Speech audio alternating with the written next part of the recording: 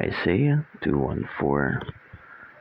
This is what Isaiah son of Amoz saw concerning Judah and Jerusalem. In the last days, in the mountain of the Lord's temple will be established as the highest of the mountains. It will be exalted above the hills, and all the nations will stream to it. Many peoples will come and say, "Come, let us go to the mountain of the Lord, to the temple of the God of Jacob. He will teach us his ways, so that we may walk in his paths. The law will go out from Zion, the word of the Lord from Jerusalem. He will judge between the nations, and will settle disputes for many peoples.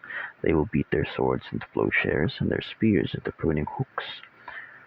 Nation will not take up sword against nation, nor will they train for war anymore." Maligayang araw sa inyong lahat. Ako po si Arno Janem Lumang, at ito ang aking daily devotion para sa araw na ito.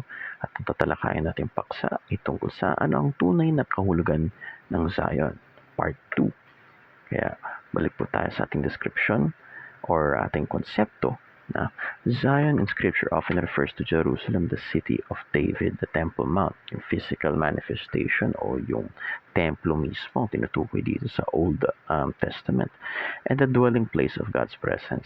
Yet the prophets look beyond the earthly physical city to a greater spiritual reality, God's dwelling place with his people.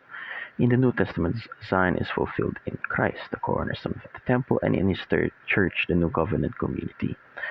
So in other words, Zion is a historical city that finds its spiritual meaning and fulfillment in the church, the temple of the Holy Spirit, the New Jerusalem, and the city of God. Agad po tayong tumak sa ating teachings na in the last days, Mount Zion will be revealed and exalted. Ito po ay continuation po na ating part 1, no? Kaya, in the last days, Mount Zion will be revealed and exalted. So, kagaya nun, Mount Zion is not just a physical manifestation, but spiritual lamang. Spiritual rin ito. Hindi lamang ito yung sabihin natin resurrection ni Christ, pati kasama na dito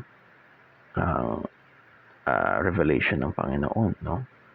So all nations will stream to Mount Zion to submit to Jesus.